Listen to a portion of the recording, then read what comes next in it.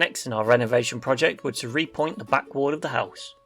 This was the state of it before. A lot of the joints had mortar missing as the back of the house gets a lot of the weather, so it definitely needed a repoint. First up was to grind out all the joints. I'm using a grinder with a diamond raking blade installed and a grinder that has a shroud on it, which I can connect to an extractor to take most of the dust away, as without this it would become a very dusty job and you don't really want to cover your neighbour's car in a pile of dust. I've set the depth gauge so I'm guiding out to a depth of at least 20mm so the new mortar will bond properly to the bricks. I just used a tower scaffold to get up to the higher levels. Grinding all this out was a bit of a tedious step, but it's so important to get all the loose mortar out and to the adequate depth so that the repointing will last a long time. I did the horizontal lines first and then came back to do the perp joints, which are the vertical ones. On places the grinder couldn't get to, I used a mortar rake which fits into the grinder. It's like an 8mm rod with diamonds on it that just grinds away the mortar easily on those hard to reach areas that the grinder can't get to. Once that was all done, I just had to repoint it all. I first washed out all the joints with the hose pipe to get all the dust out so the joints are all nice and clean. I'm using a 5:1 ratio of sand and cement. That's 5 parts sand to 1 part cement.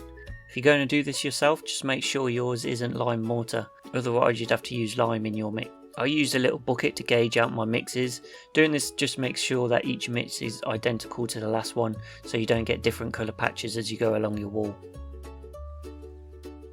Now I'm using a mortar gun to help me, so I need to make my mixes a lot wetter than if you were doing this by hand. This gun made my life so much easier and so much quicker for me. I'm sure there's a lot of brickies out there who can do it quicker by hand, but that just isn't me. So you just load the hopper of the gun up with your mortar and then you literally just go along the joints, pretty self-explanatory, and then you just turn the nozzle at the end when you're doing your perp joints.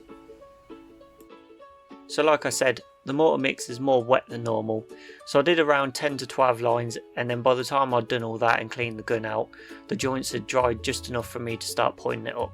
I did all the perp joints first, making sure I'm pushing the mortar into the joints to make sure it's a good solid joint.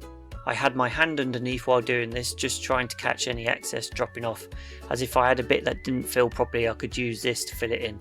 Once this was all done and had dried a little more, I just went over it lightly with a soft brush just to get any loose bits off. I did this process for the rest of the wall, and if we go back to how it looked, and this is how it looks now. I also cleaned all the wall down, ready to put a masonry ceiling cream on, which will be on the next video. Thanks for watching, see you in the next one.